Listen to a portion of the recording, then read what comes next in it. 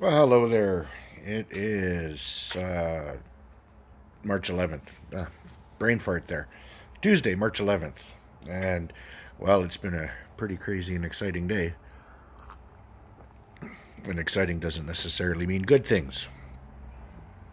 So, yesterday, Doug Ford put a 25% excise surcharge on electricity going down to the States. As expected, Trump lost his shit and has doubled the tariffs on steel and aluminum and has threatened further action. Saber rattled about 51st state again. Yeah, this is turning really ugly really fast. I'm not one much for hyperbole. I like to think I'm a pretty calm and measured guy and a guy who pays attention to what's going on. The more the 51st state gets announced, the more normalized it becomes. The tariffs are nothing to do with fentanyl. It has nothing to do with fentanyl. The words that Trump is using right now is very similar to the wording that Putin used in regards to Ukraine. Like I said, I'm not one for hyperbole, but we're getting into some very dangerous, serious times, and it's unnerving.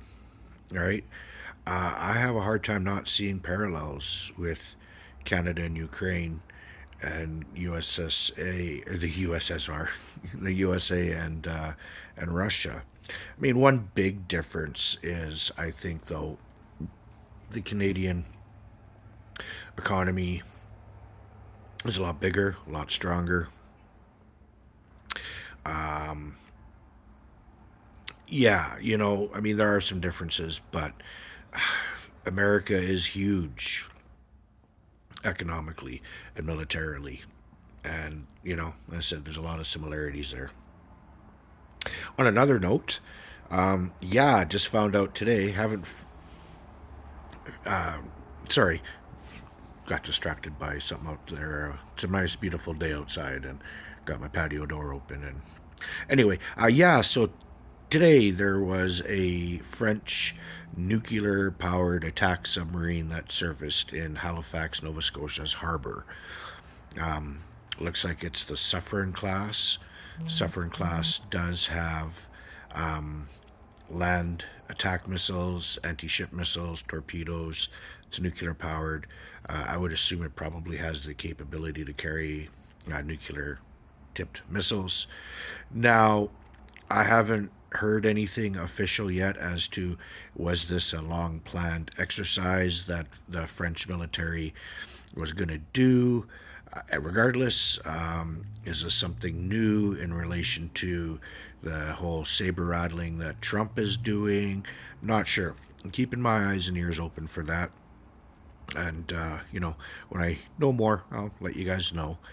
But it is a little unnerving, regardless, to see a nuclear powered attack submarine from an ally in our ports. The King of the Commonwealth, King Charles, wearing Canadian naval medals during Commonwealth Day, being seen in his Canadian naval uniform. These are all very subtle signs that the king is showing Canada. If you're American, if you're MAGA, it goes completely over their head. But if you know, you know, right?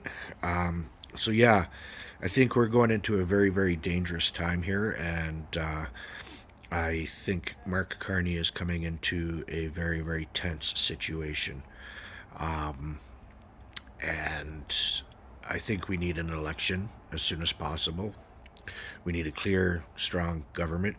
I'm hoping for Mark Carney, but even if the Conservatives win, I hope the Conservatives are on board and can read the room with Canadian pride, Canadian nationalism, Canadian patriotism, how united we are, because this is an all hands on deck moment. I mean, in a perfect world, if you could get a commitment from the Conservatives, the NDP, and the Bloc to say we will not hold an election until October when it's due, because we need to work together as a country and political parties and as a government to fight this. That would, if that were to happen and Carney gets a seat, I think that that would be a solution as well too. I just don't fear, or I just fear that partisan politics, excuse me, partisan politics is going to take the day, and will be in an election, which I'm okay with as well too. We can have a real quick, short election. I heard yesterday on the news. It's funny. I was sitting there making supper, and I was thinking to myself, I was like, I think an election is probably going to be on April 27th, and hadn't looked at a calendar or anything. I just did quick math in my head, and I was watching Power and Politics on CBC, and the reporter is saying that they heard rumblings that, yeah, they're shooting to have an election for April 28th. And I'm like, oh, fuck, I'm pretty good at this. And then I got to thinking, I'm like, man, I've got so many wasted skills and talents here. I could definitely be a political commentator, get into politics, who knows. But anyway, in the meantime, I'm just a Canadian TikToker talking politics and world events. But anyway, yeah, so having a French nuclear submarine while Trump is talking about making Canada a 51st state. Canadians are united, elbows up. I hope it stays this way because it's easy to say elbows up, we're united when it just starts. Are we still going to be elbows up and united 2 months down the road when the pain is really starting to put the screws to us, right? This is a moment, this is a generational moment. Like, this is World War II, wartime economy type moment. And the decisions and actions that we take today will have an effect 50, 100 years down the road. It's serious. And there's so many people who aren't taking it serious, who are just, not paying attention. And, people will say, well, how does that happen? How does that happen? Because a lot of people don't want to see uncomfortableness. They don't want to see their lives being disrupted, and they think that if they look away, that nothing bad's going to happen to them and everything's going to work out. It won't. The stock market is tanking, just watching some of these Trump supporters in Canada, but more so in the States. It's like your 401k, your retirement savings are tanking. Your economy is on the cusp of a recession. Like, there's just so much bad happening. And they're like, oh, on board, little pain for a long... Yeah, little pain. Yeah, to you, though. When they say little pain, they're not talking about, you. They're not going to feel anything. For you, it's going to be big pain. It's going to be hard pain. It's going to be pain. All right? Musk and the oligarchs and Trump, it's not going to affect them. Trump's cabinet's all multimillionaires and billionaires. It's not going to affect them. It's going to affect that steel worker in Pennsylvania and that farmer in Wisconsin and that aluminum smelter worker in Quebec and that fisherman in Nova Scotia and the lumber yard, the lumberjack in BC and farmers in Alberta and Alberta's oil. Like, every single province in this country is going to be affected. Every single state in America, regardless if they think it's true or not, is going to be affected. All right? This is not going to end well. War is on the horizon. Even if it's a civil war in the United States that breaks out, it will spill over into the Canadian borders, right? Like, it's crunch time. And America has 6 months, if that, before they have gone too far past the precipice that it just isn't going to matter anymore.